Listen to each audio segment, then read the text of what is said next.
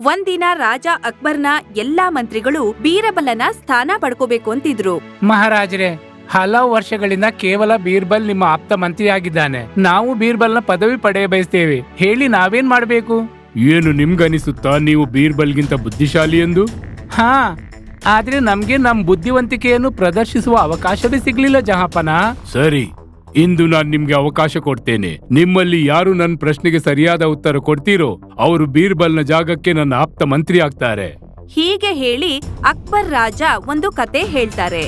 ಮಾಹಿಷ್ಪತಿ ರಾಜ್ಯದ ರಾಜ ಸೂರ್ಯದೇವ್ ಸಿಂಗ್ ತುಂಬಾ ನ್ಯಾಯಪ್ರಿಯ ಮತ್ತು ಉತ್ತಮ ರಾಜನಾಗಿದ್ದ. ಒಂದಿನ ಒಬ್ಬ ಬಡ ರೈತ ಅವನ ದರ್ಬಾರಿಗೆ ತಕರಾರು ತಕೊಂಡ್ ಬಂದ.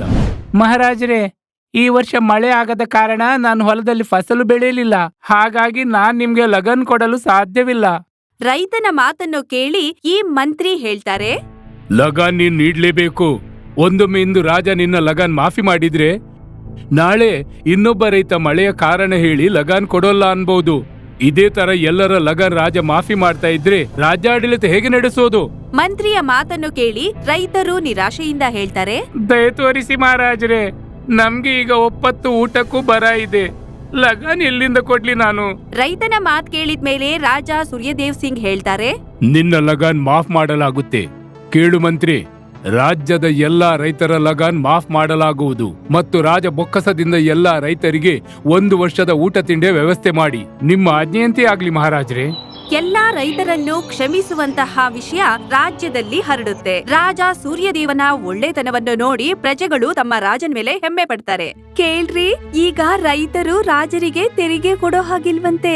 ನಮ್ ರಾಜ ತುಂಬಾ ದಯಾಳು. ನಾನ್ ಇಂಥ ರಾಜನಲ್ಲಿ ಕೆಲಸ ಮಾಡಲು ಬಯಸ್ತೇನೆ. ಮಹಾರಾಜರೇ, ಯಾರೋ ಗಾಮಾ ಪೈಲ್ವಾನ್ ನಿಮ್ಮನ್ನ ಭೇಟಿಯಾಗ ಬಯಸ್ತಾನೆ. ಅವನನ್ನು ಒಳಗ್ ಕಳಿಸಿ. ರಾಜನ ಆಜ್ಞೆಯಂತೆ ಗಾಮಾ ಪೆಹಲ್ವಾನ್ ಅನ್ನು ಕರೀತಾರೆ. ಮಹಾರಾಜರಿಗೆ ಜಯವಾಗಲಿ. ಹೇಳು ಪೈಲ್ವಾನ್, ನಾನೇನು ಸಹಾಯ ಮಾಡ್ಬೋದು ನಿನ್ಗೆ? ಮಹಾರಾಜರೇ, ನನ್ಗೆ ನೌಕರಿ ಬೇಕು. ನಾನ್ ನಿಮ್ಮ ಅಂಗರಕ್ಷಕನಾಗ ಬಯಸ್ತೇನೆ. ಆದ್ರೆ ನನ್ ಕೆಲ್ಸಕ್ಕೆ ನೀವು ದಿನ 10 ತೊಲ ಬಂಗಾರ ಕೊಡ್ಬೇಕು.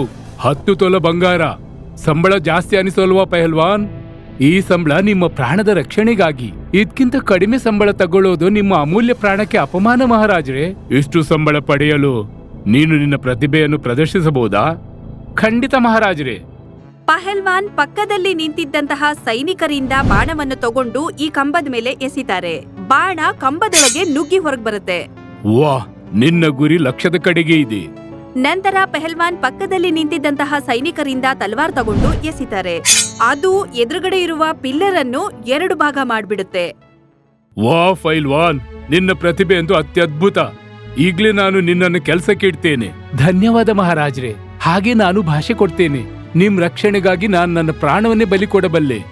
ಗಾಮ ಮನೆಗೋಗಿ ತನ್ನ ಪತ್ನಿಗೆ ಮೊದಲನೇ ದಿನದ ಸಂಬಳವನ್ನು ಕೊಟ್ಟು ಬಿಡ್ತಾನೆ. ಅರೇ ವಾ, ಇದು ನಿಮ್ಮ ಒಂದಿನದ ಸಂಬಳನಾ? ಹಾ ಸುಂದರಿ, ಆದ್ರೆ ಈ ಸಂಬಳದಲ್ಲಿ ಪೂರ್ತಿ ಅಧಿಕಾರ ನಮ್ಗಿಲ್ಲ. ಇದ್ರ ಅರ್ಧ ನಾವು ಬಡವರಿಗೆ ಹಂಚಬೇಕು. ಅರ್ಧದ ಅರ್ಧ ಬ್ರಾಹ್ಮಣರು, ಸನ್ಯಾಸಿ ಹಾಗೂ ಅತಿಥಿಗಳಿಗೆ ಕೊಡೋಕಿದೆ. ಆ ನಂತರ ಏನು ಉಳಿಯುತ್ತೋ ಅದು ನಮ್ದು. ನೀವೆಷ್ಟು ಒಳ್ಳೆ ವಿಚಾರವಂತರು. ನಿಮ್ ಮೇಲೆ ನನ್ಗೆ ಹೆಮ್ಮೆ ಅನ್ಸುತ್ತೆ. ನಂತರ ಗಾಮಾ ಪೈಲ್ವಾನ್ ರಾಜರ ಸೇವೆ ಮಾಡೋಕ್ ಶುರು ಮಾಡ್ತಾನೆ. ಒಂದಿನ ರಾತ್ರಿ ಹೊತ್ತಲ್ಲಿ ಪೆಹಲ್ವಾನ್ ರಾಜ್ಯವನ್ನು ಕಾಯ್ತಾ ಇರ್ತಾನೆ. ಆಗ ಅವನಿಗೆ ಯಾವುದೋ ಒಂದು ಸ್ತ್ರೀ ಅಳ್ಳೋದು ಕೇಳಿಸುತ್ತೆ.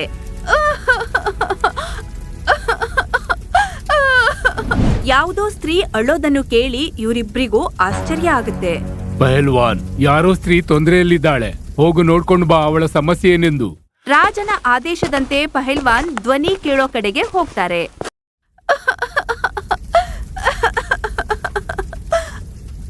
ಅಳೋ ಧ್ವನಿ ಕೇಳುತ್ತಾ ಪಹಲ್ವಾನ್ ಅಳುತ್ತಿರುವ ಸ್ತ್ರೀ ಬಳಿಗೆ ಹೋಗ್ತಾರೆ. ಮಾತೆ, ನಾನು ರಾಜನ ಅಂಗರಕ್ಷಕ. ಹೇಳಿ, ನೀವ್ಯಾಕೆ ಅಳ್ತಿದ್ದೀರಾ? ನನ್ಗೆ ನಿಮ್ಮ ರಾಜ ಸೂರ್ಯದೇವನ ಬಗ್ಗೆ ಚಿಂತೆಯಾಗಿದೆ, ಹಾಗಾಗಿ ಅಳ್ತಾ ಇದ್ದೀನಿ. ಅದೇ ಸಮಯಕ್ಕೆ ಸರಿಯಾಗಿ ರಾಜ ಮರದ ಹಿಂದೆ ನಿಂತ್ಕೊಂಡು ಇದೆಲ್ಲ ಕೇಳಿಸ್ಕೊತಾರೆ. ನಿಮ್ಗೆ ನನ್ ರಾಜನ ಬಗ್ಗೆ ಚಿಂತೆ ಆಗ್ತಿದ್ಯಾ? ಆದ್ರೆ ನೀವ್ ಯಾರಮ್ಮ? ಮತ್ತೆ ನನ್ ರಾಜನ ಬಗ್ಗೆ ಯಾಕೆ ನಿಮ್ಗೆ ಚಿಂತೆ? ನಾನು ಲಕ್ಷ್ಮಿ. ಸ್ವಲ್ಪ ದಿನದಲ್ಲೇ ನಾನು ಈ ರಾಜ್ಯವನ್ನು ಬಿಟ್ಟು ಹೋಗ್ತಾ ಇದ್ದೀನಿ. ಅದಾದ್ಮೇಲೆ ನಿನ್ನ ರಾಜ ಕಂಗಾಲಾಗ್ಬಿಡ್ತಾನೆ. ಇವತ್ತು ರಾಜನಾಗಿರೋರು ನಾಳೆ ಬಿಕಾರಿಯಾಗ್ಬಿಡ್ತಾರೆ. ಹಾಗೆ ಹೇಳ್ಬೇಡಿ ಮಾತೆ, ನಾನು ರಾಜನ ರಕ್ಷಕ.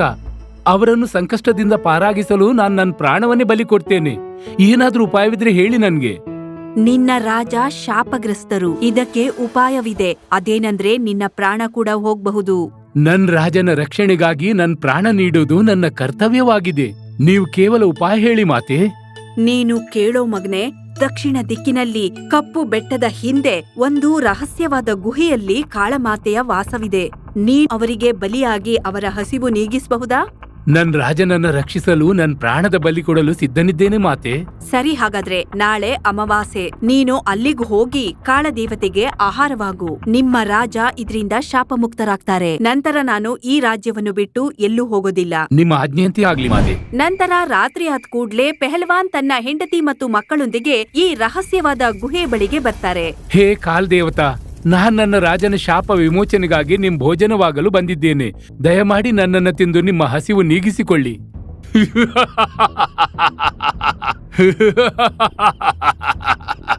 ನಿನ್ಗೇನು ಮೃತ್ಯುವಿನಿಂದ ಭಯವಿಲ್ವೇ ಮಾನವ?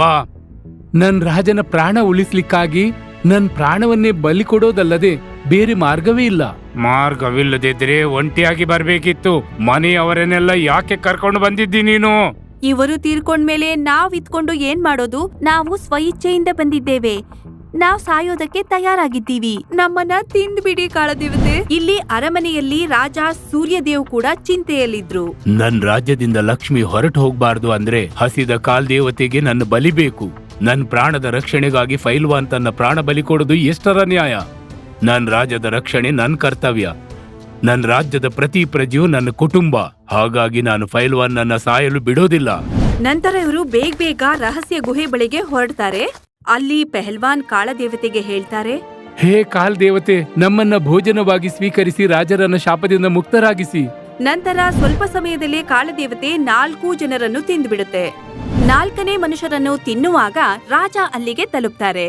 ನಿಲ್ಲಿ ಕಾಲ್ ದೇವತೆ, ನಾನು ಬಂದೆ. ನೀವು ನನ್ನ ಪ್ರಾಣವನ್ನ ಬಲಿ ತಕೊಂಡು ಅವರಿಗೆ ಜೀವದಾನ ನೀಡಿ. ಕಾಲ ದೇವತೆ ಬಾಯಿಯಿಂದ ಯಾರಾದ್ರೂ ಹಿಂತಿರುಗಿದ್ದಾರಾ? ಇವ್ರು ಹೇಗೆ ಬರೋದು? ಸರಿ ಕಾಲ್ ದೇವತೆ, ಹಾಗಾದ್ರೆ ನನ್ ಪ್ರಾಣವನ್ನು ತಗೊಳ್ಳಿ. ಯಾವ ರಾಜನಿಗೆ ತನ್ನ ಪ್ರಜೆಗಳ ರಕ್ಷಣೆ ಮಾಡಲು ಸಾಧ್ಯವಿಲ್ಲವೋ ಅವನಿಗೆ ಬದುಕುಳಿಯೋ ಅಧಿಕಾರವಿಲ್ಲ. ನಿನ್ನ ಇಚ್ಛೆಯಂತಾಗ್ಲಿ ಮಾನವ. ನಂತರ ಕಾಳದೇವತಾ ರಾಜ ಸೂರ್ಯದೇವನನ್ನು ಕೂಡ ತಿಂದ್ಬಿಡ್ತಾರೆ. ಯಾವ ಮಂತ್ರಿ ನನ್ನ ಪ್ರಶ್ನೆಗೆ ಸರಿಯಾದ ಉತ್ತರ ಕೊಡ್ತಾನೋ ಅವನು ಬೀರ್ಬಲನ ಜಾಗದಲ್ಲಿ ನನ್ನ ಆಪ್ತ ಮಂತ್ರಿ ಆಗ್ತಾನೆ. ಹೇಳಿ ಮಂತ್ರಿಗಳೇ, ಈ ಕಥೆಯಲ್ಲಿ ಯಾರ ಬಲಿದಾನ ಉತ್ತಮವಾಗಿತ್ತು? ಪಹಲ್ವಾನ್ನ ಬಲಿದಾನ ಉತ್ತಮ ಜಹಪನ. ಯಾಕೆಂದ್ರೆ ಪಹಲ್ವಾನ್ ತನ್ನ ಕರ್ತವ್ಯ ಪಾಲಿಸುತ್ತಿದ್ದಾಗ ತನ್ನ ಪ್ರಾಣವನ್ನೇ ಲೆಕ್ಕಿಸಲಿಲ್ಲ. ನನ್ನ ತಿಳುವಳಿಕೆ ಪ್ರಕಾರ ಪಹಲ್ವಾನ್ನ ಬಲಿದಾನವೇ ಶ್ರೇಷ್ಠ. ಹಾಗೆ ನೀನೇನ್ ಹೇಳ ಬಯಸ್ತಿ ಮಂತ್ರಿ? ನನ್ನ ಪ್ರಕಾರ ಪಹಲ್ವಾನ್ನ ಮನೆಯವರ ಬಲಿದಾನ ಉತ್ತಮ. ಪಹಲ್ವಾನ್ ತನ್ನ ಕರ್ತವ್ಯವೆಂದು ತನ್ನ ಪ್ರಾಣ ಕೊಟ್ಟಿದ್ದ. ಆದರೆ ಕರ್ತವ್ಯವೇ ಇಲ್ಲದೆ ಯಾವುದೇ ಸಂಕೋಚಕ್ಕೂ ಒಳಗಾಗದೆ ಬಲಿದಾನ ನೀಡಿದ ಮನೆಯವರ ತ್ಯಾಗ ತುಂಬಾ ಅಮೂಲ್ಯ. ಹಾಗಾಗಿ ಮನೆಯವರ ಬಲಿದಾನವೇ ಶ್ರೇಷ್ಠ. ಎಲ್ಲಾ ಮಂತ್ರಿಗಳು ತಮ್ಮ ತಮ್ಮ ತರ್ಕದಿಂದ ಉತ್ತರ ಕೊಡುತ್ತಾ ಶ್ರೇಷ್ಠ ಬಲಿದಾನ ಕೊಟ್ಟವರ ಹೆಸರು ಹೇಳ್ತಾರೆ. ಬೀರ್ಬಲ್, ನೀನಿವರ ಮಾತನ್ನು ಒಪ್ತೀಯಾ? ಇಲ್ಲ ಜಹಾಪನ, ನನ್ ಪ್ರಕಾರ ರಾಜನ ಬಲಿದಾನವೇ ಶ್ರೇಷ್ಠ. ಯಾಕೆಂದ್ರೆ ಅಂಗರಕ್ಷಕನ ಕರ್ತವ್ಯವೇ ಅದಾಗಿರುತ್ತೆ. ವಿಪತ್ತು ಬಂದಾಗ ತನ್ನ ಪ್ರಾಣವನ್ನೇ ನೀಡಿ ಸ್ವಾಮಿಯ ಪ್ರಾಣದ ರಕ್ಷಣೆ ಮಾಡೋದು. ಹಾಗೆ ಮನೆಯವರು ತಮ್ಮ ಪ್ರಾಣ ಯಾಕೆ ನೀಡಿದರೆಂದ್ರೆ ಮನೆಯ ಹಿರಿಯ ವ್ಯಕ್ತಿಯ ಮೃತ್ಯುವಿನ ನಂತರ ತೊಳಲಾಡುತ್ತಾ ಸಾಯೋದಕ್ಕಿಂತ ಒಟ್ಟಾಗಿ ಸಾಯೋ ಉಪಾಯ ಹುಡುಕಿದ್ರು. ಇದು ಸ್ವಾಭಾವಿಕ. ಆದ್ರೆ ಯಾವಾಗ ಒಬ್ಬ ರಾಜ ತನ್ನ ಸೇವಕನಿಗಾಗಿ ಪ್ರಾಣ ಬಲಿ ಕೊಡ್ತಾನೋ, ತನ್ನ ಪ್ರಜೆಗಳಿಗಾಗಿ ತನ್ನ ಸಂಪತ್ತು, ತನ್ನ ರಾಜ್ಯ, ಹಾಗೆ ಎಲ್ಲ ರಾಜ್ಯದ ಮೋಹವನ್ನ ಬಿಟ್ಟು ತನ್ನ ಪ್ರಾಣ ಬಲಿ ಕೊಡಲು ಸಿದ್ಧನಾಗ್ತಾನೋ, ಆಗ ಅವನ ತ್ಯಾಗ ತುಂಬಾ ದೊಡ್ಡದಾಗುತ್ತೆ. ಹಾಗಾಗಿ ನಾನ್ ಹೇಳೋದೇನಂದ್ರೆ ಸರ್ವಶ್ರೇಷ್ಠ ಬಲಿದಾನ ರಾಜನದ್ದೇ ಆಗಿದೆ. ವಾ ಬೀರ್ಬಲ್, ವಾ, ನಿನ್ ಬುದ್ಧಿವಂತಿಕೆ ಅಪ್ರತಿಮ. ಹೇಳಿ ಮಂತ್ರಿಗಳೇ, ನಿಮ್ಗೆ ಬೀರ್ಬಲ್ನ ಜಾಗ ತಗೊಳ್ಳೋಕಿದೆಯಾ? ಬೀರಬಲ್ಲನ ಚತುರತೆ ಮತ್ತು ಬುದ್ಧಿವಂತಿಕೆಯನ್ನು ನೋಡಿ ಎಲ್ಲಾ ಮಂತ್ರಿಗಳಿಗೂ ನಾವು ತುಂಬಾ ಚಿಕ್ಕವರು ಅನಿಸ್ಬಿಡುತ್ತೆ. ಜಹಾಪನ, ನಮ್ಮಿಂದ ತಪ್ಪಾಯ್ತು. ಅಕ್ಬರ್ನ ದರ್ಬಾರ್ನಲ್ಲಿ ಬೀರ್ಬಲ್ಗಿಂತ ಬುದ್ಧಿಶಾಲಿ ಯಾರೂ ಆಗಲು ಸಾಧ್ಯವಿಲ್ಲ. ಬೀರ್ಬಲ್ನ ಬುದ್ಧಿವಂತಿಕೆಯಲ್ಲಿ ನಮ್ಗೆ ಹೆಮ್ಮೆ ಇದೆ. ಈ ಬೀರಬಲನ ಹಾಗೆ ಅಕ್ಬರ್ ಕೂಡ ತನ್ನ ಬುದ್ಧಿವಂತಿಕೆಯಿಂದ ಬೀರಬಲನ ವಿರುದ್ಧ ಇದ್ದಂತ ಮಂತ್ರಿಗಳನ್ನು ಸರಿಪಡಿಸ್ತಾನೆ. ನಂತರ ಅಕ್ಬರ್ ಮತ್ತು ಬೀರಬಲ್ಲ ಪ್ರಜೆಗಳನ್ನು ಖುಷಿಪಡಿಸುತ್ತಾ ರಾಜ್ಯಭಾರ ಮಾಡ್ತಾರೆ. ಬಾಷಾ ಅಕ್ಬರಿನ ಶಾಹಿ ದರ್ಬಾರದಲ್ಲಿರುವ ನವರತ್ನಗಳಲ್ಲಿ ಬೀರ್ಬಲ್ ಅಂದ್ರೆ ಅವ್ರಿಗೆ ತುಂಬಾನೇ ಇಷ್ಟ. ದರ್ಬಾರದಲ್ಲಿ ಏನ್ ಮಾತಾಡ್ಬೇಕಾದ್ರೂ ಅವ್ರಿಲ್ದೆ ಅವರು ಏನು ಶುರು ಮಾಡೋದಿಲ್ಲ. ಅವರ ಬುದ್ಧಿವಂತತನದಿಂದ ಅವರ ದರ್ಬಾರದಲ್ಲಿ ಯಾವ ಸಮಸ್ಯೆ ಬಂದ್ರೂ ಆ ಸಮಸ್ಯೆಗೆ ಪರಿಹಾರ ನೀಡೋದು ಅವರ ಸಹಾಯದಿಂದ ತುಂಬಾನೇ ಸುಲಭ ಆಗಿತ್ತು. ಆದ್ರಿಂದ ಯಾವಾಗ್ಲೂ ಮಹಾರಾಜ ಬೀರ್ಬಲ್ ಬರೋ ತನಕ ಕಾಯ್ತಿದ್ರು. ಒಂದಿನ ಏನಾಯ್ತಂದ್ರೆ ಬಾಷಾ ಅಕ್ಬರ್ ಅವರ ಸಲಹೆದಾರರಾದ ಬೀರ್ಬಲ್ಗೋಸ್ಕರ ತುಂಬಾ ಹೊತ್ತು ಕಾಯ್ತಾ ಇರ್ತಾನೆ. ತುಂಬಾ ಹೊತ್ತು ಬೀರ್ಬಲ್ಗೋಸ್ಕರ ಕಾಯ್ದ ನಂತರ ಕೂಡ ಅವರು ಬರ್ದೇ ಇರೋದ್ರಿಂದ 2 ಸೈನಿಕರನ್ನು ಅಕ್ಬರ್ ಅವ್ರ ಹತ್ರ ಕರೀತಾನೆ. ಸೈನಿಕರೇ, ಹೊರಡಿ, ಬೀರ್ಬಲ್ನ ನಿವಾಸಕ್ಕೆ ಹೋಗಿ ಬೀರ್ಬಲ್ ಸುಮಾರು ದಿನಗಳಿಂದ ಏನಕ್ಕೆ ದರ್ಬಾರಿಗೆ ಬಂದಿಲ್ಲ ಅಂತ ವಿವರವಾಗಿ ವಿಚಾರಿಸಿ ಬನ್ನಿ. ರಾಜನ ಆಜ್ಞೆಯಂತೆ ಸೈನಿಕರು ಬೀರ್ಬಲ್ನ ಮನೆಗೆ ಹೋಗ್ತಾರೆ. ಬೀರ್ಬಲ್ನ ಮನೆಗೆ ಹೋಗಿ ಸೈನಿಕರು ಬೀರ್ಬಲ್ ಹತ್ರ ಈಗಂತ ಕೇಳ್ತಾರೆ. ನಮಸ್ಕಾರ, ಅಕ್ಬರ್ ಅವರು ನಮ್ಮನ್ನ ಕಳಿಸಿದ್ದು. ನೀವು ಶೀಘ್ರವಾಗಿ ರಾಜ ದರ್ಬಾರಕ್ಕೆ ಬರ್ಬೇಕಂತೆ. ಬಾದ್ಶಾ ನಿಮ್ಗೋಸ್ಕರ ಅಲ್ಲಿ ಕಾಯ್ತಾ ಇರ್ತಾರಂತೆ. ಹಾ, ಸರಿ ಸರಿ, ಬರ್ತೀನಿ. ಬಾದ್ಶಾ ಅವರ ಪ್ರಶ್ನೆಗೆ ಉತ್ತರವನ್ನ ಕೊಡಲು ನಾನು ಶೀಘ್ರವಾಗಿ ಅಲ್ಲಿಗೆ ಬರ್ತೇನೆ. ಸೈನಿಕರು ವಾಪಸ್ ಬಂದು ಬೀರ್ಬಲ್ ಹೇಳಿರುವ ಉತ್ತರವನ್ನು ರಾಜನ್ಗೆ ಹೇಳ್ತಾರೆ. ಮತ್ತೆ ಎಲ್ಲರೂ ರಾಜಮಹಲ್ಗೆ ಬೀರ್ಬಲ್ ಬರೋದಕ್ಕೋಸ್ಕರ ಕಾಯ್ತಿರ್ತಾರೆ. ಸ್ವಲ್ಪ ಹೊತ್ತಾದ ನಂತರ ಬೀರ್ಬಲ್ ರಾಜಮಂದಿರಕ್ಕೆ ಬರ್ತಾನೆ. ಬೀರ್ಬಲ್, ನೀನು ಈ ರೀತಿ ದರ್ಬಾರಿಗೆ ದೀರ್ಘಕಾಲಕ್ಕೆ ಬರ್ದೇ ಇರೋದು ಕಷ್ಟ ಆಗ್ತಾ ಇದೆ. ನಿಮ್ಗೆ ಗೊತ್ತಿಲ್ವಾ, ನೀವು ದರ್ಬಾರಿಗೆ ಈ ರೀತಿ ತಡವಾಗಿ ಬಂದಿದ್ರಿಂದ ಎಷ್ಟು ಹೊತ್ತು ದರ್ಬಾರ್ ಹಾಗೆಯೇ ಸ್ಥಗಿತವಾಗಿತ್ತು ಅಂತ? ಅದಕ್ಕೆ ನನ್ನನ್ನ ಕ್ಷಮಿಸ್ಬಿಡಿ. ನಾನು ಎಂದಿನಂತೆ ಮನೆಯಿಂದ ಸರಿಯಾದ ಸಮಯದಲ್ಲೇ ನಾನು ಹೊರಟಿದ್ದೆ. ಆದ್ರೆ ನಾನು ದರ್ಬಾರಿಗೆ ಬರಬೇಕು ಅನ್ನುವಾಗ ನನ್ನ ಸಣ್ಣ ಮಗು ತುಂಬಾ ಹಠ ಮಾಡಿತು. ಆ ಮಗು ನಾನು ದರ್ಬಾರಿಗೆ ಹೋಗ್ಬಾರ್ದು ಅಂತ ಹೇಳ್ತಾ ಇತ್ತು. ನಿಮ್ಗೆ ಗೊತ್ತು ತಾನೇ, ಮಗು ತುಂಬಾ ಹಠಮಾರಿಯಾಗಿರುತ್ತೆ. ತುಂಬಾ ಕಷ್ಟಪಟ್ಟು ಆ ಮಗುವನ್ನು ಸಮಾಧಾನ ಮಾಡಿ ನಾನಿಲ್ಲಿಗೆ ಬಂದೆ. ಬೀರ್ಬಲ್, ಇವತ್ತು ಸರಿಯಾಗಿ ತಯಾರಿ ಮಾಡ್ಕೊಂಡು ಬಂದಿಲ್ಲ ಅನ್ಸುತ್ತೆ. ನೀವು ಸುಳ್ಳನ್ನ ಕೂಡ ಇಲ್ಲಿರೋರು ನಂಬೋ ಹಾಗೆ ನೀವು ಹೇಳ್ತಾ ಇಲ್ಲ. ಬಾದ್ಶಾ, ನಾನೇನಕ್ಕೆ ಸುಳ್ಳನ್ನ ಹೇಳಲಿ? ನಾನು ಹೇಳಿದ್ದು ಎಲ್ಲವೂ ಕೂಡ ಸತ್ಯ. ನೀವು ಏನ್ ಹೇಳಕ್ ಬರ್ತಾ ಇದ್ದೀರಾ? ನಮ್ಮ ರಾಜ್ಯದ ತುಂಬಾ ಬುದ್ಧಿವಂತ ಪಂಡಿತರಾದ ನೀವು ಇವತ್ತು ದರ್ಬಾರಿಗೆ ಬರೋದಿಕ್ಕೆ ಇದರಿಂದ ತಡವಾಯಿತೆ? ಒಬ್ಬ ಬಾಲಕನನ್ನ ನೀವು ಸಮಾಧಾನ ಮಾಡಕ್ಕಾಗಿಲ್ವಾ? ಅಕ್ಬರ್ ಹಂಗಂತ ಹೇಳಿದ ತಕ್ಷಣ ಆ ದರ್ಬಾರದಲ್ಲಿ ಕುತ್ಕೊಂಡಿರುವ ಎಲ್ಲರೂ ನಗಕ್ ಶುರು ಮಾಡ್ತಾರೆ. ಹೌದಾ, ಸರಿ. ಒಂದು ಮಗುವನ್ನ ಸಮಾಧಾನ ಮಾಡೋದು ಅಷ್ಟು ಸುಲಭವಾದರೆ ಆಯ್ತು. ನಾನೊಂದು ಮಗುವಾಗಿ ನಿಮ್ಮ ಬಳಿ ಬರುತ್ತೇನೆ. ನೀವು ನನ್ನಲ್ಲಿನ ಬಾಲಕನನ್ನ ಸಮಾಧಾನ ಪಡಿಸಿ ನೋಡೋಣ. ಹಂಗಂತ ಹೇಳ್ತಾ ಬೀರ್ಬಲ್ ಒಂದು ಚಿಕ್ಕ ಮಗು ತರ ಓಡಾಡ್ತಾ ಬಂದು ರಾಜನ ಹತ್ರ ಹೋಗಿ ಅವರ ಮಡಿಲನ್ನು ತೋರಿಸ್ತಾ ಜೋರಾಗಿ ಆಳಕ್ಕೆ ಶುರು ಮಾಡ್ತಾನೆ. ಏನಾಯ್ತು? ನನ್ನ ಮಡಿಲಲ್ಲಿ ಕೂರ್ಬೇಕಾ? ರಾಜರ ಹೇಳಿದ ಮಾತನ್ನು ಕೇಳಿ ಆ ಬಾಲಕ ಜಂಪ್ ಮಾಡಿ ಹೋಗಿ ಮಡಿಲಲ್ಲಿ ಕುತ್ಕೋತಾನೆ. ಅರೆ ವಾ ವಾ, ನಿಮ್ಮ ಮಡಿಲು ತುಂಬಾ ಮೃದುವಾಗಿದೆ, ಒಳ್ಳೆ ಹತ್ತಿಯ ಹಾಗೆ. ನಿಮ್ಮ ಮಡಿಲಲ್ಲಿ ಕುಣಿದಾಡ್ಬೇಕು ಅಂತ ಅನ್ಸುತ್ತೆ. ಹಂಗಂತ ಹೇಳಿ ರಾಜನ ಮಡಿಲಲ್ಲಿ ಕುತ್ಕೊಂಡು ಕುಣಿಯೋದಕ್ಕೆ ಶುರು ಮಾಡ್ತಾನೆ. ಸ್ವಲ್ಪ ಹೊತ್ತು ಕುಣಿದ ನಂತರ ಅವನು ತುಂಬಾನೇ ಸಂತೋಷದಿಂದ ರಾಜನ ದೊಡ್ಡ ದೊಡ್ಡ ಮೀಸೆಗಳನ್ನು ಗುರಾಯಿಸಿ ನೋಡ್ತಾನೆ. ಅರೆ, ನಿಮ್ಮ ಮೀಸೆ ತುಂಬಾ ಚೆನ್ನಾಗಿದೆಯಲ್ಲ, ನಾನು ಸ್ವಲ್ಪ ಎಳ್ದು ನೋಡ್ಲಾ? ಇದು ನಿಜವಾದದಾ? ಹಂಗಂತ ಹೇಳಿ ಅವನು ನಗ್ನಗ್ತಾ ರಾಜನ ಮೀಸೆಯ ಜೊತೆಗೆ ಆಡಕ್ಕೆ ಶುರು ಮಾಡ್ತಾನೆ. ಒಂದೊಂದ್ಸಲ ಆ ಮೀಸೆಯ ಕೂದ್ಲನ್ನು ಕಿತ್ತೋದು ಮತ್ತೆ ಅವರ ಬಾಯನ್ನು ಹಿಡ್ಕೊಂಡು ಆ ಬಾಯಿ ಜೊತೆ ಆಟಾಡೋದು ಮಾಡ್ತಿದ್ದ. ಆಮೇಲೆ ಅವ್ರನ್ನ ನೋಡಿ ಜೋರಾಗಿ ನಗ್ತಿದ್ದ. ತುಂಬಾ ಹೊತ್ತು ರಾಜನ ಮಡಿಲಲ್ಲಿ ಕುತ್ಕೊಂಡು ಆಟ ಆಡಿದ ನಂತರ ತುಂಬಾನೇ ಟಯರ್ಡ್ ಆಗ್ಬಿಡ್ತಾನೆ. ರಾಜರು ಕೂಡ ಬಾಲಕನಾಗಿ ಬದಲಾದ ಬೀರ್ಬಲ್ನ ತುಂಬಾನೇ ಧೈರ್ಯದಿಂದ ಹ್ಯಾಂಡಲ್ ಮಾಡ್ತಾರೆ. ಈಗ ಬೀರ್ಬಲ್ಗೆ ರಾಜನ ಮಡಿಲಲ್ಲಿ ಕುತ್ಕೊಂಡು ಸಾಕಾಯ್ತು. ಆದ್ರಿಂದ ಅವನು ಕೆಳಗಡೆ ಇಳಿದು ಕುತ್ಕೊಂಡು ಜೋರಾಗಿ ಅಳಕ್ಕೆ ಶುರು ಮಾಡ್ತಾನೆ. ಅರೆ ಬಾಲಕ, ಏನಕ್ಕೆ ನೀನು ಅಳ್ತಾ ಇದೀಯಾ? ನಿಂಗೇನ್ ಬೇಕೋ ನನ್ನ ಹತ್ರ ಹೇಳು, ನಾನು ಈಗಲೇ ತಗೊಂಬಂದು ಕೊಡ್ತೀನಿ. ನಂಗೆ ಕಬ್ಬು ಬೇಕು, ನಂಗೆ ಕಬ್ಬು ತಿನ್ಬೇಕನ್ಸ್ತಿದೆ. ಅರೆ ಅಷ್ಟೇನಾ? ಈಗಲೇ ನಿಂಗೆ ಕಬ್ಬು ಕೊಡಿಸ್ತೀನಿ. ಹಂಗಂತ ಹೇಳಿ ಮಹಾರಾಜ ಸಿಪಾಯಿಗಳನ್ನ ಕರೀತಾನೆ. ಸೈನಿಕರೇ, ಹೋಗಿ ನಮ್ಮ ಭಂಡಾರದಿಂದ ತುಂಬಾ ರುಚಿಕರವಾದ ಕಬ್ಬನ್ನ ತಗೊಂಡ್ಬಂದು ಈ ಬಾಲಕನಿಗೆ ಕೊಡಿ. ರಾಜನ ಆಜ್ಞೆಯಂತೆ ಸೈನಿಕರು ಹೋಗಿ ದೊಡ್ಡ ಕಬ್ಬನ್ನು ತಗೊಂಡು ಬರ್ತಾರೆ. ರಾಜ ಏನ್ ಅನ್ಕೋತಾರಂದ್ರೆ ಮಗು ಆ ಕಬ್ಬನ್ನು ನೋಡಿ ತುಂಬಾನೇ ಸಂತೋಷ ಪಡತ್ತೆ, ಅಳೋದ್ ನಿಲ್ಸುತ್ತೆ ಅಂತ. ಆದ್ರೆ ಅವನು ಅದನ್ನ ನೋಡಿದ ತಕ್ಷಣ ಇನ್ನೂ ಜೋರಾಗಿ ಅಳಕ್ಕೆ ಶುರು ಮಾಡ್ತಾನೆ. ನಿಂಗೆ ಏನ್ ಬೇಕಿತ್ತೋ ಅದನ್ನ ಕೊಟ್ಟಾಯ್ತು. ಈಗ ಆರಾಮಾಗಿ ಕಬ್ಬನ್ನ ತಿನ್ನು. ಇಲ್ಲ, ಇಷ್ಟು ದೊಡ್ಡ ಕಬ್ಬನ್ನ ನನ್ನಿಂದ ಹೇಗೆ ತಿನ್ನಕ್ಕಾಗುತ್ತೆ? ನಂಗೆ ತುಂಡಾದ ಸಣ್ಣ ಕಬ್ಬು ಬೇಕು. ಹಾ ಸರಿ, ಈಗಲೇ ಇದನ್ನ ನಾನು ತುಂಡು ಮಾಡಿ ಕೊಡ್ತೀನಿ. ರಾಜರು ಒಂದ್ಸಲ ಆಜ್ಞೆ ನೀಡಿದ ತಕ್ಷಣ ಸಿಪಾಯಿ ಬೇಗ ಓಡೋಗಿ ಅದನ್ನ ಕಟ್ ಮಾಡ್ಕೊಂಡು ಎತ್ಕೊಂಡ್ಬಂದು ಮಗುವ ಮುಂದೆ ಇಡ್ತಾನೆ. ಕಟ್ ಮಾಡಿರುವ ಆ ಪೀಸಸ್ ಗಳನ್ನ ಎತ್ಕೊಂಡು ಒಂದೊಂದಾಗಿ ಮುಂದೆಯಿಂದ ಅಂತ ತಿರ್ಗಿಸಿ ನೋಡ್ತಾನೆ. ಆಮೇಲೆ ಅದನ್ನ ನೋಡಿ ಇನ್ನೂ ಜೋರಾಗಿ ಆಳಕ್ಕೆ ಶುರು ಮಾಡ್ಬಿಡ್ತಾನೆ. ಅರೆ, ನೀನು ಇನ್ನೂ ಏನೂ ತಿಂದೇ ಇಲ್ಲ? ಹೇಳು, ಏನಕ್ಕೆ ಈ ರೀತಿ ನೀನು ಆಳ್ತಾ ಇದೀಯಾ? ಇಷ್ಟು ಗಟ್ಟಿಯಾದ ಕಬ್ಬನ್ನ ಹೇಗ್ ತಿನ್ನಕ್ಕಾಗುತ್ತೆ? ಈ ಕಬ್ಬನ್ನ ತಿನ್ನಷ್ಟು ನನ್ನ ಹಲ್ಲಲ್ಲಿ ಸಾಮರ್ಥ್ಯವಿಲ್ಲ.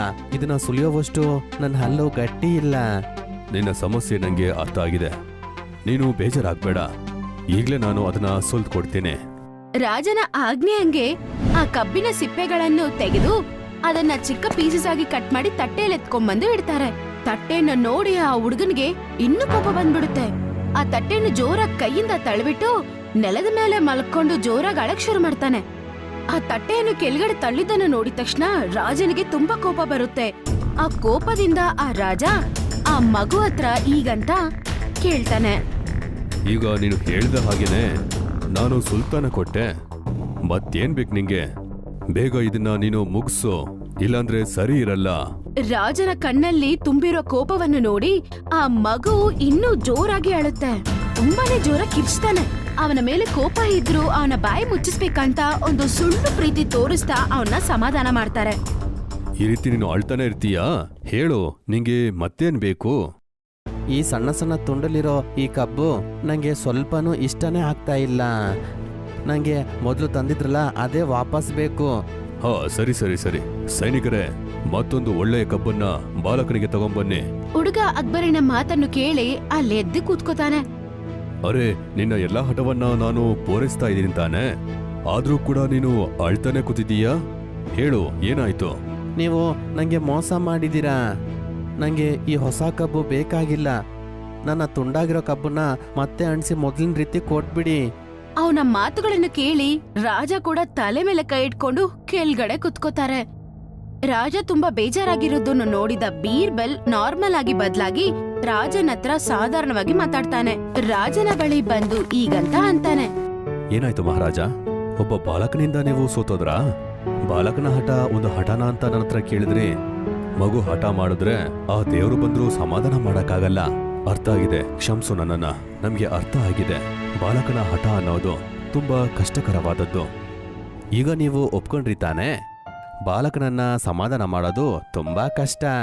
ಬೀರ್ಬಲಿನ ಮಾತು ಕೇಳಿ ರಾಜನ ಮುಖದಲ್ಲಿ ಸಂತೋಷ ಬರುತ್ತೆ.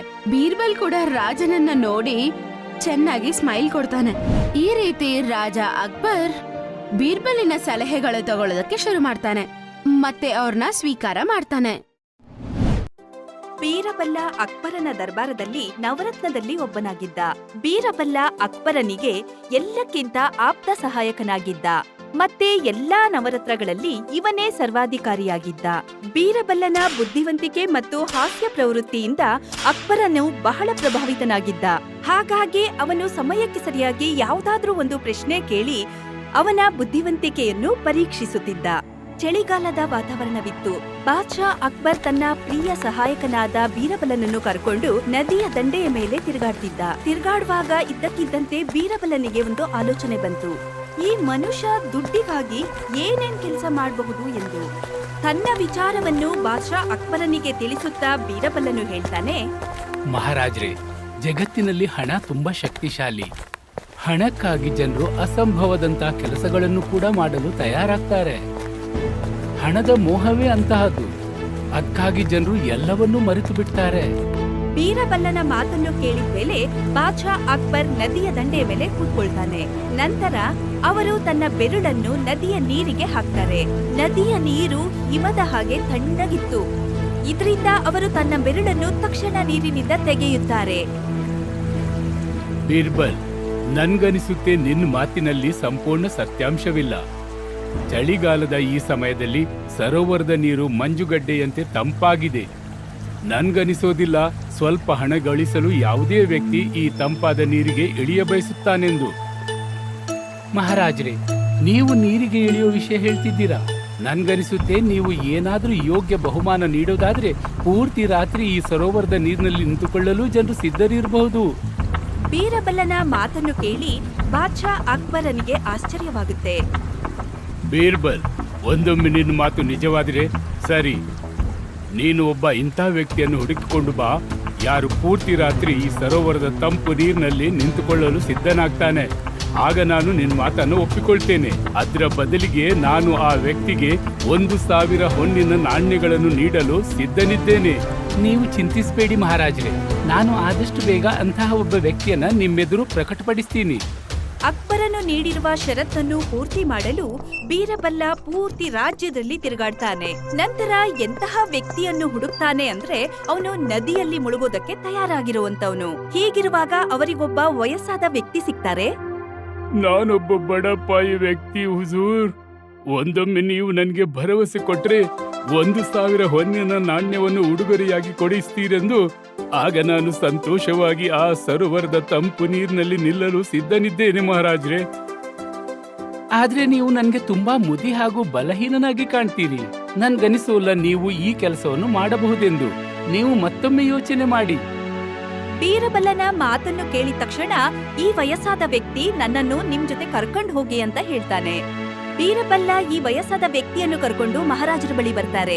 ಅದೇ ದಿನ ರಾತ್ರಿ ಈ ವಯಸ್ಸಾದ ವ್ಯಕ್ತಿ ಮಹಾರಾಜರ ಆಜ್ಞೆಯಂತೆ ನದಿಯಲ್ಲಿ ಪ್ರವೇಶ ಮಾಡ್ತಾರೆ. ಸಿಪಾಯಿಗಳೇ, ಈ ಮುದುಕನನ್ನ ಪೂರ್ತಿ ರಾತ್ರಿ ಗಮನವಿಟ್ಟು ಕಾವಲು ಕಾಯಿರಿ. ನೋಡ್ತಾ ಇರಿ, ಒಂದು ಕ್ಷಣಕ್ಕೂ ಈ ವ್ಯಕ್ತಿ ಸರೋವರದ ನೀರಿನಿಂದ ಹೊರಗೆ ಬರಬಾರದು. ರಾಜರ ಆಜ್ಞೆಯಂತೆ ಇಬ್ಬರೂ ಸಿಪಾಯಿಗಳು ರಾತ್ರಿ ಎಲ್ಲ ಈ ವಯಸ್ಸಾದ ವ್ಯಕ್ತಿಯನ್ನು ಕಾಯುತ್ತಾ ಕೂತಿರ್ತಾರೆ.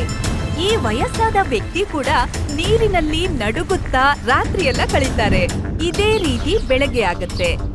ಬೆಳಗಾಗುತ್ತಲೇ ಹೀಗೆ ಚಳಿಯಲ್ಲಿ ನಡುಗುತ್ತಿರುವ ವ್ಯಕ್ತಿಯನ್ನು ಕರ್ಕೊಂಡು ರಾಜರ ಬಳಿ ಬರ್ತಾರೆ. ಹೇಳಿ ಸಿಪಾಯಿಗಳೇ, ನಿಜವಾಗ್ಲೂ ಈ ಮುದುಕ ಪೂರ್ತಿ ರಾತ್ರಿ ಸರೋವರದ ನೀರಿನಲ್ಲಿ ನಿಂತಿದ್ದನಾ? ಹೌದು ಮಹಾರಾಜರೇ, ಈ ಮುದುಕ ರಾತ್ರಿ ಪೂರ್ತಿ ನಡುಗ್ತಾ ಇದ್ದ. ಆದ್ರೆ ಒಂದು ಕ್ಷಣಕ್ಕೂ ಸರೋವರದಿಂದ ಇವನು ಹೊರಕ್ಕೆ ಬಂದಿಲ್ಲ. ಸಿಪಾಯಿಗಳ ಮಾತನ್ನು ಕೇಳಿ ರಾಜರಿಗೆ ಆಶ್ಚರ್ಯವಾಗುತ್ತೆ. ರಾಜರಿಗೆ ಆಶ್ಚರ್ಯವಾಗಿ ವಯಸ್ಸಾದ ವ್ಯಕ್ತಿ ಕಡೆ ನೋಡ್ತಾರೆ. ಮತ್ತೆ ಅವರಿಗೆ ಕೇಳ್ತಾರೆ, ಇಷ್ಟು ಭಯಂಕರ ಚಳಿಯಲ್ಲಿ ಆ ನೀರಿನಲ್ಲಿ ಒಂದು ಕ್ಷಣವೂ ನಿಲ್ಲಲು ಸಾಧ್ಯವಿಲ್ಲದಿರುವಾಗ ನೀನು ರಾತ್ರಿ ಪೂರ್ತಿ ಆ ನೀರಿನಲ್ಲಿ ಹೇಗೆ ನಿಂತುಕೊಂಡಿದ್ದೀಯಾ? ಮಹಾರಾಜ್ರೆ, ನಾನು ಸರೋವರದಲ್ಲಿ ನಿಂತುಕೊಂಡಾಗ ನಾನ್ ನೋಡಿದೆ, 200 ಗಜ ದೂರದಲ್ಲಿ ರಸ್ತೆಯ ಮೇಲೆ ಒಂದು ದೀಪ ನೇತಾಡ್ತಾ ಇತ್ತು. ಚಳಿಯಿಂದ ನನ್ನ ಮನಸ್ಸನ್ನು ದೂರ ಮಾಡಲು ನಾನು ರಾತ್ರಿ ಪೂರ್ತಿ ಆ ದೀಪವನ್ನು ನೋಡ್ತಾ ಇದ್ದೆ. ಹಾಗೆ ಆ ದೀಪದ ಬೆಳಕನ್ನು ನೋಡ್ತಾ ಇದ್ದಂತೆ ನಾನು ಪೂರ್ತಿ ರಾತ್ರಿ ಕಳೆದ್ಬಿಟ್ಟೆ. ವಯಸ್ಸಾದ ವ್ಯಕ್ತಿಯ ಮಾತನ್ನು ಕೇಳಿ ರಾಜರಿಗೆ ಕೋಪ ಬರುತ್ತೆ. ಇದು ನಿಜವಾಗ್ಲೂ ದ್ರೋಹದ ಕೆಲಸ. ಈ ಮುದುಕ ದೀಪದ ಬೆಚ್ಚನೆಯಲ್ಲಿ ರಾತ್ರಿ ಪೂರ್ತಿ ಕಳೆದಿದ್ದಾನೆ. ಹಾಗಾಗಿ ಇವನಿಗೆ ಸರೋವರದ ತಂಪಾದ ನೀರಿನ ಅನುಭವವಾಗ್ಲಿಲ್ಲ. ಯಾಕೆಂದ್ರೆ ಪೂರ್ತಿ ರಾತ್ರಿ ಇವನಿಗೆ ಬೆಚ್ಚನೆ ಅನುಭವ ಆಗ್ತಿತ್ತು. ಹಾಗಾಗಿ ಇವನು ಬಹುಮಾನಕ್ಕೆ ಯೋಗ್ಯನಲ್ಲ. ಬಾದ್ಶಾ ಅಕ್ಬರರ ಮಾತನ್ನು ಕೇಳಿದ ತಕ್ಷಣ ಈ ವ್ಯಕ್ತಿ ಜೋರಾಗಿ ಕೈ ಮುಗಿಯುತ್ತಾ ಅಳ್ತಾರೆ. ಇದಂತೂ ನನ್ಗೆ ಅನ್ಯಾಯವಾಗ್ತಿದೆ ಹುಜೂರ್. ನಾನು ಮುದುಕ ನನ್ನ ಬಡತನವನ್ನ ನೀಗಿಸಲು ರಾತ್ರಿ ಪೂರ್ತಿ ನಡುಗುವ ಚಳಿಯಲ್ಲಿ ಶೀತ ಜಲದಲ್ಲಿ ನಿಂತುಕೊಂಡಿದ್ದೆ. ನನ್ನಂತ ಬಡವನ ಪರಿಸ್ಥಿತಿಯನ್ನು ಈ ತರ ಅಪಹಾಸ್ಯ ಮಾಡುವುದು ನಿಮ್ಮ ಗೌರವಕ್ಕೆ ಒಪ್ಪೋದಿಲ್ಲ ಮಹಾರಾಜ್ರೆ. ಬಡವನಾದ ನನ್ಗೆ ಅನ್ಯಾಯವಾಗ್ತಿದೆ. ವಯಸ್ಸಾದ ವ್ಯಕ್ತಿ ಕೈ ಮುಗಿದು ನ್ಯಾಯ ಕೇಳ್ತಾ ಇರ್ತಾರೆ. ಆದ್ರೆ ಬಾದ್ಶಾ ಅಕ್ಬರ್ ಸೈನಿಕರಿಗೆ ಹೇಳಿ ಅವರನ್ನು ರಾಜಮಹಲಿಂದ ಹೊರ ಕಳಿಸ್ತಾರೆ. ಸ್ವಲ್ಪ ಸಮಯದ ನಂತರ ಈ ವ್ಯಕ್ತಿ ಬೀರಬಲ್ಲನ ಬಳಿ ಬರ್ತಾರೆ. ಹುಜೂರ್, ನಿಮ್ಮ ಮಾತಿನಂತೆ ನಾನು ರಾತ್ರಿ ಪೂರ್ತಿ ಸರೋವರದ ಶೀತ ಜಲದಲ್ಲಿ ನಿಂತ್ಕೊಂಡಿದ್ದೆ. ಆದ್ರೆ ಬಹುಮಾನ ಕೊಡುವ ವೇಳೆ ಬಂದಾಗ ಮಹಾರಾಜರು ತಮ್ಮ ಮಾತಿನಂತೆ ನಡೆದುಕೊಳ್ಳಿಲ್ಲ. 1,000 ಹೊನ್ನಿನ ನಾಣ್ಯ ಕೊಡೋ ಮಾತಂತೂ ದೂರ, ಅವರು ನನ್ನನ್ನೇ ಸುಳ್ಳು ಅಪರಾಧಿ ಎಂದು ಆರೋಪ ಹೊರಿಸಿ ರಾಜಮಹಲಿಂದ ಹೊರಗೆ ತಳ್ಳಿದ್ರು. ಹುಜೂರ್, ಇದೇನ್ ಹೇಳ್ತಿದ್ದೀರಾ ನೀವು? ಆ ರೀತಿಯ ಮೋಸ ಮಹಾರಾಜರಿಗೆ ನೀವು ಏನನ್ನು ಮಾಡಿದ್ರಿ? ಹುಜೂರ್, ನಾನೇನು ಮೋಸ ಮಾಡಿಲ್ಲ. ನಾನು ನಿಜ ಸಂಗತಿಯನ್ನೇ ಹೇಳಿದೆ. ಮಹಾರಾಜರು ನನ್ಗೆ ಕೇಳಿದ್ರು, ಇಷ್ಟು ಶೀತಲ ಜಲದಲ್ಲಿ ನೀನು ರಾತ್ರಿ ಪೂರ್ತಿ ಹೇಗೆ ನಿಂತ್ಕೊಂಡಿದ್ದಿ ಎಂದು. ನಾನು ಹೇಳಿದೆ ಇಷ್ಟೇ. ರಸ್ತೆಯಲ್ಲಿ ಉರಿಯುತ್ತಿರುವ ದೀಪವನ್ನು ನೋಡುತ್ತಾ ನನ್ನ ಪೂರ್ತಿ ರಾತ್ರಿ ಕಳೆದು ಹೋಯಿತೆಂದು. ಇಷ್ಟು ಕೇಳಿ ಮಹಾರಾಜರು ಹೇಳಿದ್ರು, ದೀಪದ ಬೆಚ್ಚನೆ ಸಿಕ್ಕಿದ ಕಾರಣ ನನ್ಗೆ ಚಳಿ ಆಗಲಿಲ್ಲವೆಂದು. ಹಾಗಾಗಿ ನಾನು ಬಹುಮಾನ ಪಡೆಯಲು ಯೋಗ್ಯನಲ್ವಂತೆ. ವಯಸ್ಸಾದ ವ್ಯಕ್ತಿಯ ಪೂರ್ತಿ ಮಾತನ್ನು ಕೇಳಿದ ಮೇಲೆ ಬೀರಬಲ್ಲನಿಗೆ ಅರ್ಥವಾಗಿತ್ತು ಇವರಿಗೆ ಅನ್ಯಾಯವಾಗಿದೆ ಎಂದು. ರಾಜರಿಗೆ ತಮ್ಮ ತಪ್ಪಿನ ಅರಿವನ್ನು ಮೂಡಿಸಲು ಬೀರಬಲ್ಲ ಒಂದು ಉಪಾಯ ಹುಡುಕ್ತಾರೆ. ಮರುದಿನ ಎಲ್ಲಾ ಮಂತ್ರಿಗಳು ದರ್ಬಾರ್ಗೆ ಬಂದಿರ್ತಾರೆ. ಆದ್ರೆ ಬೀರಬಲ್ಲ ಮಾತ್ರ ಅಲ್ಲಿ ಕಾಣಿಸ್ತಾ ಇರ್ಲಿಲ್ಲ. ಕೆಲವು ಗಂಟೆಗಳು ಕಳೆದ್ರೂ ಕೂಡ ಬೀರಬಲ್ಲ ಅಲ್ಲಿಗೆ ಬರ್ಲಿಲ್ಲ. ಆಗ ಬಾದ್ಶಾ ಅಕ್ಬರರಿಗೆ ಸ್ವಲ್ಪ ಚಿಂತೆ ಆಯ್ತು. ಸೈನಿಕರೇ, ಬೀರ್ಬಲ್ನ ಮನೆಗೆ ಹೋಗಿ ಬೀರ್ಬಲ್ ಇಂದು ರಾಜಮಹಲ್ಗೆ ಯಾಕೆ ಬಂದಿಲ್ಲವೆಂದು ತಿಳಿದುಕೊಳ್ಳಿ. ಬಾದ್ಶಾರ ಆಜ್ಞೆಯಂತೆ ಸೈನಿಕರು ಬೀರಬಲ್ಲರ ಮನೆಗೆ ಹೊರಟ್ರು. ಅಲ್ಲಿ ತಲುಪಿದ್ಮೇಲೆ ಹೇಳ್ತಾರೆ, ಹುಜೂರ್, ಬಾದ್ಶಾ ಅಕ್ಬರ್ ನಿಮ್ಗಾಗಿ ಸಂದೇಶ ಕಳಿಸಿದ್ದಾರೆ. ನೀವು ಇಷ್ಟರವರೆಗೆ ರಾಜ್ಮಹಲ್ಗೆ ಯಾಕೆ ಬಂದಿಲ್ಲವೆಂದು ಅವರು ತಿಳಿಯ ಬಯಸಿದ್ದಾರೆ. ಸೈನಿಕರೇ, ಹೋಗಿ ಮಹಾರಾಜರಿಗೆ ನನ್ನ ಉತ್ತರ ತಿಳಿಸಿ. ಬೀರ್ಬಲ್ ಕಿಚಡಿ ಬೇಯಿಸಿದ್ದಾರೆಂದು. ಕಿಚಡಿ ತಯಾರಾದ ನಂತರ ಬೀರ್ಬಲ್ ರಾಜ್ಮಹಲ್ಗೆ ಬರ್ತಾರೆಂದು. ಸೈನಿಕರು ಬೀರಬಲ್ಲನ ಮಾತನ್ನು ಕೇಳಿ ಅರಮನೆ ಕಡೆಗೆ ಬರ್ತಾರೆ. ಬಂದ ನಂತರ ರಾಜರಿಗೆ ಬೀರಬಲ್ಲನ ಉತ್ತರವನ್ನು ತಿಳಿಸ್ತಾರೆ. ರಾಜರು ಯೋಚಿಸ್ತಾರೆ, ಕಿಚಡಿ ಮಾಡೋದಕ್ಕೆ ಎಷ್ಟು ಸಮಯ ಬೇಕೆಂದು. ಇಲ್ಲ, ಸ್ವಲ್ಪ ಸಮಯದಲ್ಲೇ ಬೀರಬಲ್ಲ ರಾಜದರ್ಬಾರ್ಗೆ ಬರ್ತಾರೆ. ಹೀಗೆ ಕಾಯುತ್ತಾ ಗಂಟೆಗಳು ಕಳೆದ್ರೂ ಕೂಡ ಬೀರಬಲ್ಲ ರಾಜದರ್ಬಾರಕ್ಕೆ ಬರ್ಲೇ ಇಲ್ಲ. ಆಗ ರಾಜರಿಗೆ ಸ್ವಲ್ಪ ಅನುಮಾನ ಬರುತ್ತೆ. ಮತ್ತೆ ಸೈನಿಕರನ್ನು ಕರೆದು ಹೇಳ್ತಾರೆ, ಸೈನಿಕರೇ, ಹೋಗಿ ಬೀರ್ಬಲ್ನ ಕಿಚಡಿ ತಯಾರಾಗಲು ಇನ್ನು ಎಷ್ಟು ಸಮಯ ಬೇಕೆಂದು ತಿಳಿದುಕೊಳ್ಳಿ. ಸೈನಿಕರು ಬೀರಬಲ್ಲನ ನಿವಾಸಕ್ಕೆ ಮತ್ತೆ ಹೋಗ್ತಾರೆ. ಹುಜೂರ್, ಮಹಾರಾಜರು ತಿಳಿಯ ಬಯಸಿದ್ದಾರೆ, ನಿಮ್ಮ ಈ ಕಿಚಡಿ ತಯಾರಾಗಲು ಇನ್ನೆಷ್ಟು ಸಮಯ ಬೇಕೆಂದು. ನನ್ನ ಹೆಂಡತಿ ಆರೋಗ್ಯ ಸರಿ ಇಲ್ಲ, ಹಾಗಾಗಿ ಕಿಚಡಿ ತಯಾರಾಗೋ ತನಕ ನಾನು ದರ್ಬಾರಿಗೆ ಬರೋ ಹಾಗಿಲ್ಲ. ಬಾದ್ಶಾ ಅಕ್ಬರಿಗೆ ತಿಳಿಸಿ ಬೀರ್ಬಲ್ ಕ್ಷಮೆ ಕೇಳ್ತಿದ್ದಾನೆಂದು. ಸೈನಿಕರು ಬೀರಬಲ್ಲನ ಮಾತನ್ನು ಕೇಳಿ ರಾಜರಿಗೆ ಮತ್ತೆ ಅವರ ಸಂದೇಶವನ್ನು ತಿಳಿಸ್ತಾರೆ. ಬಾದ್ಶಾ ಅಕ್ಬರ್ ಬೀರಬಲ್ಲನನ್ನು ಕಾಯುತ್ತಾ ಸಂಜೆ ಆಗುತ್ತೆ. ಆದ್ರೂ ಬೀರಬಲ್ಲ ಅರಮನೆಗೆ ಬರ್ಲೇ ಇಲ್ಲ. ಪ್ರತಿ ಬಾರಿ ಸೈನಿಕರಿಗೆ ಒಂದೇ ಉತ್ತರವನ್ನು ಹೇಳಿ ಕಳಿಸ್ತಿದ್ರು, ಯಾವಾಗ ಕಿಚಡಿ ಮಾಡಾಗುತ್ತೋ ಆಗ ಬಂದ್ಬಿಡ್ತೀನಿ ಎಂದು. ಈ ಮಾತನ್ನು ಕೇಳಿ ರಾಜರಿಗೆ ತುಂಬಾನೇ ಕೋಪ ಬರುತ್ತೆ. ಸರಿ, ಈಗ ನಾನೇ ಸ್ವತಃ ಹೋಗಿ ನೋಡ್ತೇನೆ ಬೀರ್ಬಲ್ ಈ ರೀತಿ ಏನ್ ಮಾಡ್ತಿದ್ದಾನೆಂದು, ಅವನ ಕಿಚಡಿ ಯಾಕೆ ತಯಾರಾಗ್ತಿಲ್ವೆಂದು. ಬಾದ್ಶಾ ಅಕ್ಬರ್ ಕುದುರೆ ಮೇಲೆ ಸವಾರಿ ಮಾಡಿಕೊಂಡು ಬೀರಬಲ್ಲನ ಮನೆಗ್ ಬರ್ತಾರೆ. ರಾಜರು ಬೀರಬಲ್ಲನ ಮನೆಗ್ ಬಂದ್ ನೋಡಿದ್ರೆ ಬೀರಬಲ್ಲ ಕೆಳಗಡೆ ಕೆಲವು ಸೌದೆಗಳನ್ನು ಇಟ್ಟು ಬೆಂಕಿ ಕಚ್ಚಿರ್ತಾರೆ. ಮತ್ತೆ ಸುಮಾರು 5 ಅಡಿ ಮೇಲೆ ಒಂದು ಪಾತ್ರೆಗೆ ಅಕ್ಕಿ ಮತ್ತು ಬೇಳೆ ಹಾಕಿ ನೇತಾಕಿರ್ತಾರೆ. ಬೀರಬಲ್ಲ ಹೀಗ್ ಮಾಡಿರೋದ್ ನೋಡಿ ರಾಜರಿಗೆ ಆಶ್ಚರ್ಯವಾಗುತ್ತೆ. ಮತ್ತೆ ನಗ್ತಾರೆ. ಬೀರ್ಬಲ್, ಇದೇನ್ ಮಾಡ್ತಿದ್ದೀಯಾ? ಕಿಚಡಿ ಮಾಡ್ತಿದ್ದೇನೆ ಹುಜೂರ್. ಈ ರೀತಿಯಲ್ಲಿ ನಿನ್ ಕಿಚಡಿ ಎಂದೂ ತಯಾರಾಗೋದಿಲ್ಲ. ಯಾಕೆ ತಯಾರಾಗೋಲ್ಲ ಹುಜೂರ್? ಪಾತ್ರೆಯಲ್ಲಿ ಬೇಳೆ ಅಕ್ಕಿ ಇದೆ, ಕೆಳಗೆ ಬೆಂಕಿ ಹೊತ್ತಿಸಿದ್ದೇನೆ. ಖಂಡಿತ ನನ್ನ ಕಿಚಡಿ ತಯಾರಾಗುತ್ತೆ. ಬೀರಬಲ್ಲನ ಮಾತನ್ನು ಕೇಳಿ ರಾಜರಿಗೆ ನಗು ಬರುತ್ತೆ. ಬೀರ್ಬಲ್, ಬೆಂಕಿ ಹೊತ್ತಿಸಿದ್ದೀಯಾ? ಆದ್ರೆ ಬೆಂಕಿಯಿಂದ 5 ಗಜ ದೂರದಲ್ಲಿಟ್ಟ ಈ ಪಾತ್ರೆಗೆ ಬಿಸಿ ತಲುಪಲು ಸಾಧ್ಯವೇ? ಖಂಡಿತ ತಲುಪ್ತಿರ್ಬೋದು ಹುಜೂರ್. ಯಾಕೆಂದ್ರೆ 200 ಗಜ ದೂರದಲ್ಲಿರುವ ದೀಪದ ಬಿಸಿ ಸರೋವರದ ಶೀತ ಜಲದಲ್ಲಿ ನಿಂತಿರುವ ಮುದುಕನ ಬಳಿಗೆ ತಲುಪಬಹುದಾದ್ರೆ 5 ಗಜ ದೂರದಲ್ಲಿಟ್ಟಿರುವ ನನ್ನ ಪಾತ್ರೆ ಬಳಿಗೆ ತಲುಪಲು ಯಾಕೆ ಸಾಧ್ಯವಿಲ್ಲ? ಬೀರಬಲ್ಲನ ಮಾತನ್ನು ಕೇಳಿ ರಾಜರು ತನ್ನ ತಲೆ ಮೇಲೆ ಕೈ ಇಟ್ಕೋತಾರೆ. ಅಕ್ಬರರಿಗೆ ತಮ್ಮ ತಪ್ಪಿನ ಅರಿವಾಗುತ್ತೆ. ಮತ್ತೆ ಅವರಿಗೆ ಅರ್ಥವಾಗುತ್ತೆ ಈ ವಯಸ್ಸಾದ ವ್ಯಕ್ತಿಗೆ ಅನ್ಯಾಯವಾಗಿದೆ ಎಂದು. ರಾಜರು ತಮ್ಮ ತಪ್ಪನ್ನು ಸರಿಪಡಿಸಿಕೊಳ್ಳಲು ವಯಸ್ಸಾದ ವ್ಯಕ್ತಿಯನ್ನು ಅರಮನೆ ಕರೀತಾರೆ. ಮತ್ತವರಿಗೆ ಬಹುಮಾನ ಕೊಟ್ಟು ಗೌರವದಿಂದ ವಿದಾಯ ಹೇಳುತ್ತಾರೆ.